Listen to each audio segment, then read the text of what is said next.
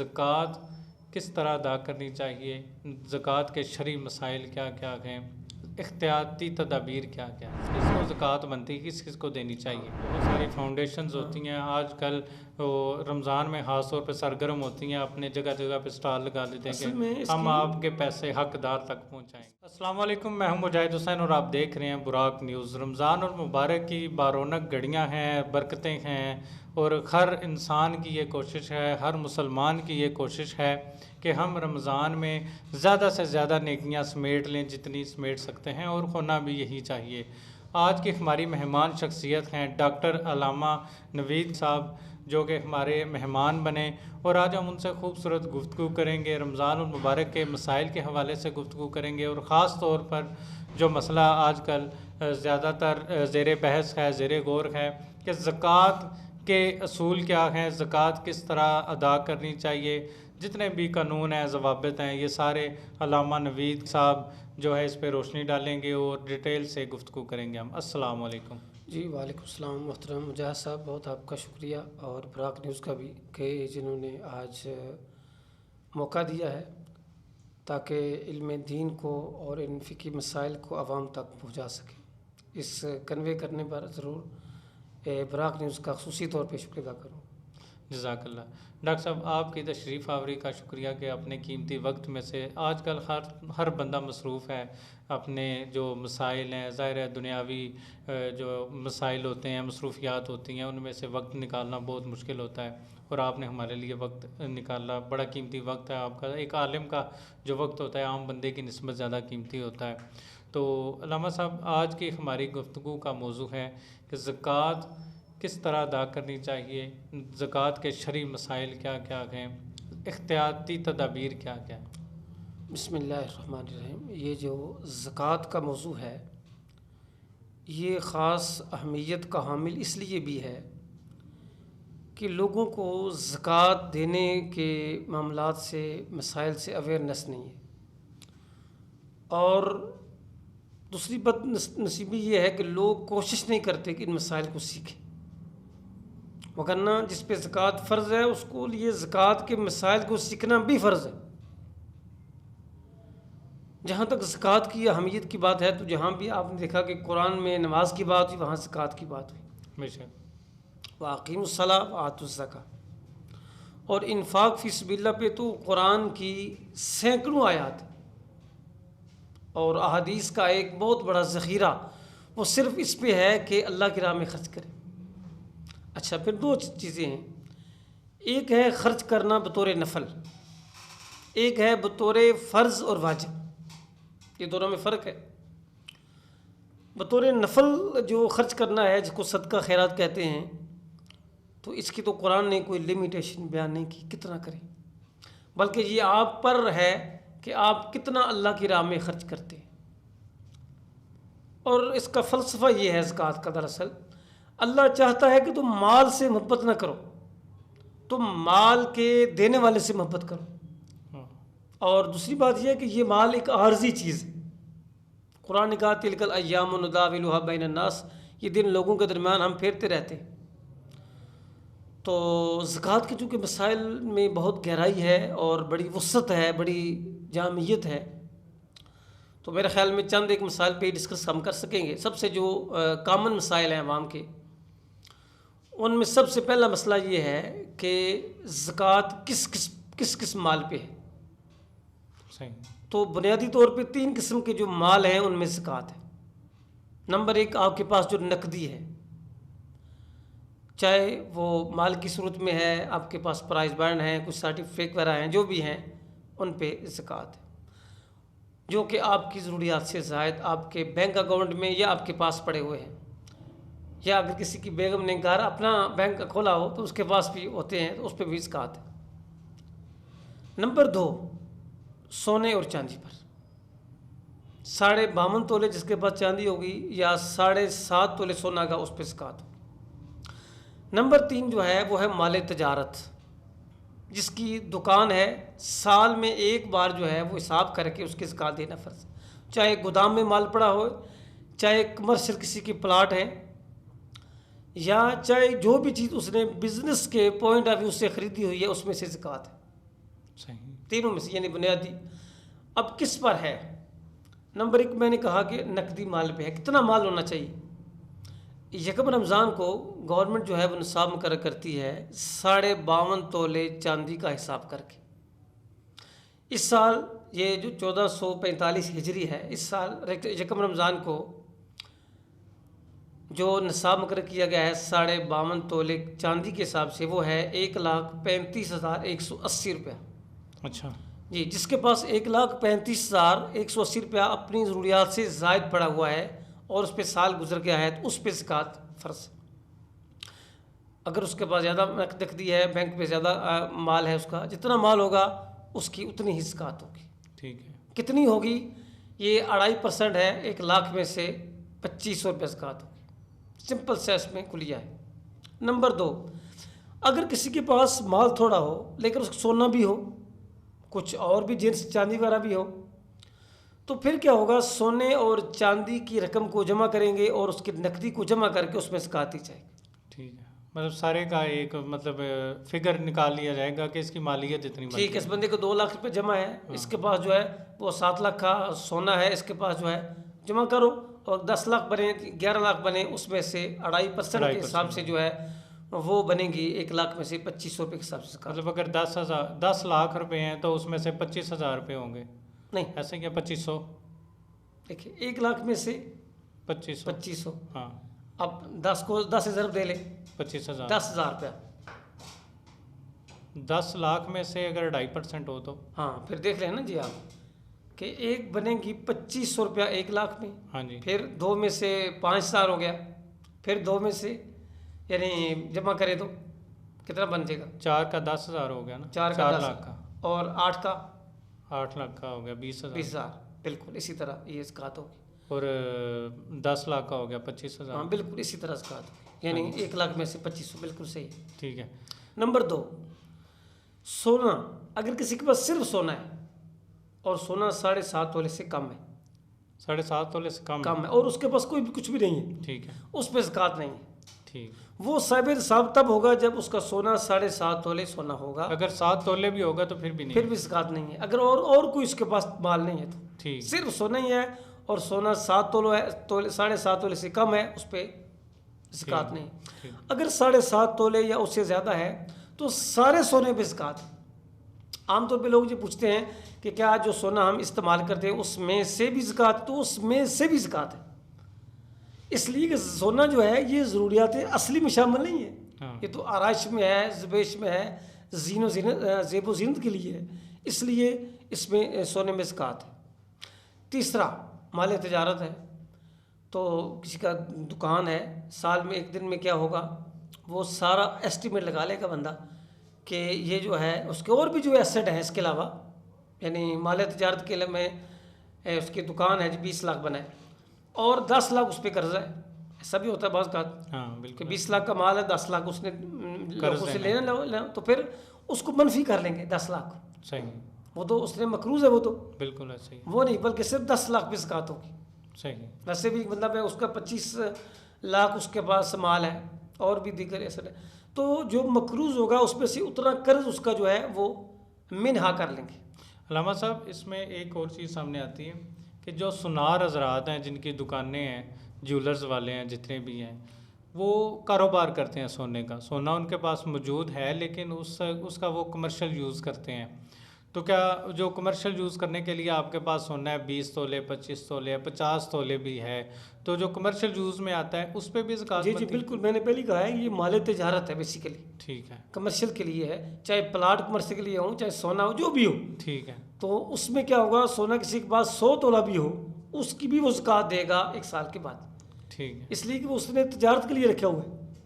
और एक और चीज़ है कि जिसके पास अगर गाड़ी है, पर्सनल यूज़ के लिए है, वो गाड़ी की कीमत 7.5 तोले सोने से ज़्यादा कीमत बनती है, वो उसकी कमर्शियल यूज़ नहीं करता या पर्सनल सिर्फ रखता है, उस पर ज़कात है? या अगर वो कमर्शियल यूज़ करेगा तो फिर उस पर उसको ज़कात देनी पड़ेगी? नहीं, गाड़ी जो उसकी ज़ाती ज़रूरत में से है या इस्तेमाल करता है उस पर ज़कात नहीं है। ठीक है। और अगर उसको वो रेंट पे चलाता है मसलन, बिल्कुल, तो फिर भी गाड़ी पे ज़कात नहीं होगी। ठीक है। गाड़ी के किराए पे ज़कात होगी। सही, समझ आ गया। देखा जाएगा अगर किसी के पास मकान है, उसने मकान फ्लैट लिए हुए हैं और किराए पे दिए हुए हैं, बिल्कुल तो फ्लैट पे ज़कात नहीं होगी, ठीक। बल्कि उसका जो किराया है, जो उजरत है, उस पे ज़कात होगी। मकसद आपका है कि मतलब आसान अल्फाज में मैं बताता चलूँ कि जो आपके पास माल आ रहा है, जो आप अर्न कर रहे हैं, उस पे ज़कात है। उस पे ज़कात होगी। ठीक है। अल्लामा साहब, एक छोटा सा मसला है। बाज़ लोग सोना अपने पास रखते हैं, 7.5 तोले हो या 10 तोले हो, 15 तोले हो, वो क्योंकि आजकल रमज़ान है, रमज़ान में ज़्यादातर लोगों की ये कोशिश होती है कि हम ज़कात का जितना भी मामलात करने वो रमज़ान के अंदर अंदर कर दें, इसमें ज़्यादा सवाब भी है, अल्लाह ताला 70 गुना ज़्यादा सवाब, क्योंकि मैक्सिमम हमारे मेजॉरिटी जो है रमज़ान में ही ज़कात देती है। तो आपने जैसा कि फरमाया कि जो आपके पास अगर प्लाट है उस या फ्लैट है या मकान है, वो किराए पे दिया, उसके किराया जो आना है उस पर ज़कात है। एक बंदा है, उसने सोना रखा हुआ है लेन देन करने के लिए, जैसा कि पहले भी मैंने आपसे अर्ज़ किया, उसमें जो लेन देन करता है उससे जो प्रॉफिट कमाता है, अब सोना तो उसके पास है, अब वो टोटली सोने के ऊपर आ रही है ज़कात, या जैसा कि आपने फरमाया कि जो अर्न करता है फ्लैट से या गाड़ी से जो अर्न करता है उस पे जो माल उसको आ रहा है उस पे ज़कात है, तो सोने का भी ये हिसाब है? गाड़ी जो रेंट पे है उसका हिसाब अलग है, मकान जो किराए पे हो उसका अलग सा, लेकिन जो ये बिजनेस दुकान है तो इसमें से जो असल माल है उस सारे पे ज़कात होगी, इसमें अर्न पे नहीं होगी। जितना भी मतलब उसका स्टॉक है, जितना स्टॉक है वो 1 साल के बाद एक फिक्स दिन रखेगा जहाँ उसको साल पूरा हो जाएगा, ठीक है, तो उसमें सब पे ज़कात होगी।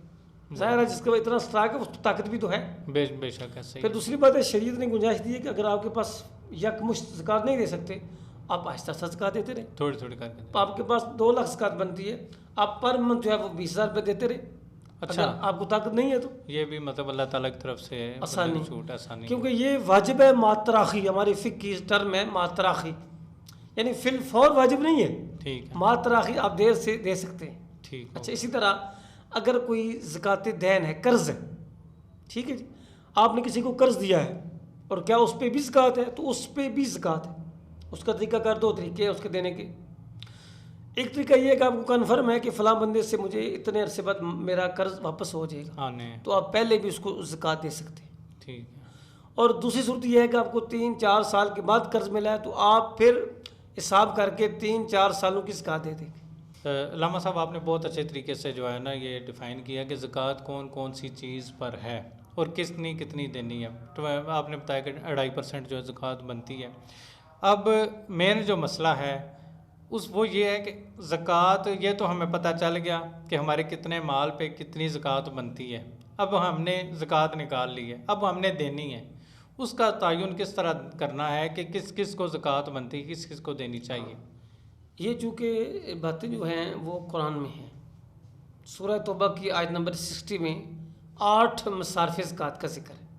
इन्नमा सदक़ातु लिल-फ़ुक़रा वल मसाकीन वल आमिलीन अलैहा, ये 8 बनते हैं सारे आयत के आखिर तक। सबसे पहले है फ़कीर, और फ़कीर की जो तफसीर बयान की है मुफस्सिरीन ने वो ये है जिसके पास कुछ भी ना हो। आपको पता है माशरे में ऐसे लोग हैं, कुछ तो हैं प्रोफेशनल बकारी, उनकी बात ही मैं करता, ठीक है, कि उनके घर में मुमकिन 10 लाख हो और आपके सामने हाथ फैला रहे हो, बिल्कुल ऐसे ही, उनकी बात नहीं है। ये हकीकत में जिनके पास कुछ नहीं है उसे फ़कीर कहते हैं। सबसे पहला मुस्तहिक वो है। सही। नंबर 2 मिस्कीन। मिस्कीन की तारीफ़ ये की है मुफस्सिरीन ने, हमारे फुक़हा ने, कि मिस्कीन वो है कि जिसके पास कुछ माल तो हो लेकिन वो ख़ुद साहिब निसाब ना हो, यानी उसके पास 1,35,000 रुपया जमा ना हो।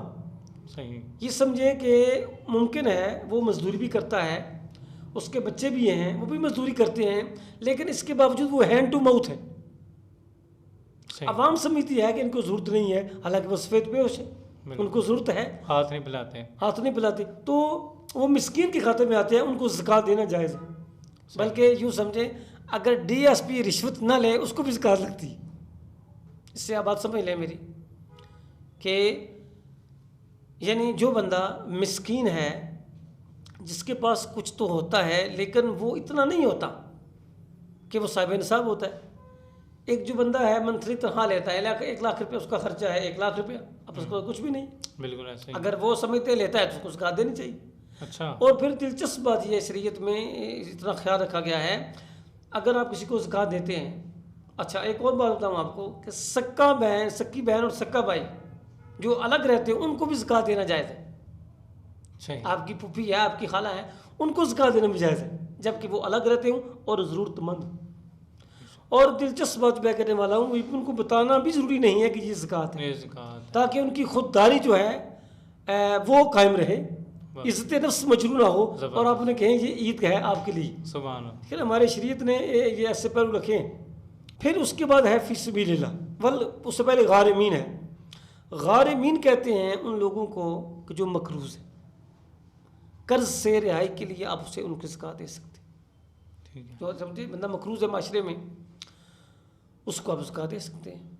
और फिर इसी तरह फी सबीलिल्लाह में नंबर 1 वो मुजाहिद आता है कि जो जिहाद में हो और उसके पास सूरत हो उसकी। इसी तरह मौजूदा दौर में उलमा ने कहा कि जो मदारस है उनको भी, वो तलबा जो कि दूर से आते हैं और उनकी रिहाइश का मसला होता है, खाने का होता है, उनको भी ज़कात मुसाफिर में काउंट इस ज़मन में उनको फी सबीलिल्लाह के ज़मन में उनको ज़कात लग जाती है। बहुत। इसी तरह शरीयत ने एक और पहलू भी बयान किया, अल मुअल्लफ़ति कुलूब। वो क्या है, एक काफिर है और उसके ज़रूरतमंद है और उसके को इस्लाम की तरफ मायल करने के लिए भी आप दे सकते हैं ज़कात। ठीक है ना, ये भी ऐसा होता रहा है। और ये बड़ी खूबसूरत बात ये है कि दिमाग की तरफ जितने रास्ते जाते हैं वो पेड़ से होके जाते हैं। बिल्कुल ऐसे ही। आपको पता है ना जी कि मुफलसी जो है ये बड़े बड़े लोगों की जहानत को ख़त्म कर देती। बिल्कुल ऐसे। बल्कि हदीस में है कादल फ़क्र अन यकून कुफ्र, करीब है कि तुम्हारा फ़क्र और तुम्हारी ये गरीबी तुम्हें काफिर बना दे। जिस तरह वो किसी ने पूछा ना किसी से कि मुसलमान हो, काफिर हो, हिंदू हो, क्या हो, उसने कहा कि मैं भूखा हूँ। तो देखिए ना कितने लोग हैं कि जो इन माल की पैसों की खातर अपना दीन को ख़त्म कर बना देते, ये कादियानी लोग हो जाते हैं। ऐसे ही। और कुछ जो हैं वो अपने दीन की सौदेबाजी कर देते। ऐसे ही।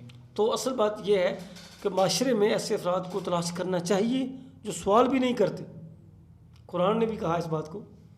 कुछ ऐसे लोग हैं कि जो सवाल नहीं करते, सफ़ेद पोश हैं, वो बस जो मिल गया गुजर बसर उस पर उनको भी तलाश करें। तो बहरहाल ये मुसाफिर ज़कात में बड़ी अमीद का अमल है और देखना चाहिए। आप एक बंदे को भी ज़कात सारी दे सकते हैं, लेकिन इतनी ज़्यादा नहीं कि वो भी सब इंसाफ बन जाए, यानी 1,35,000 से कम, और 2 और 3 और 4 5 में तकसीम कर सकते हैं। ठीक, ये भी गुंजाइश है। लेकिन मस्जिद को ज़कात नहीं दी जा सकती और किसी NGO को ज़कात नहीं दी जा सकती। हाँ, ये मैं बिल्कुल आपसे पूछने वाला था कि बहुत सारी फाउंडेशंस होती हैं आजकल, वो रमज़ान में ख़ास तौर पे सरगर्म होती हैं, अपने जगह जगह पे स्टॉल लगा देते हैं कि हम आपके पैसे हकदार तक पहुंचाएंगे। इसकी वजह ये है, नंबर 1 तो ये है कि अगर आप खुद, सबसे पहले मुस्तहिक कौन है? रिश्तेदार, अकरबा।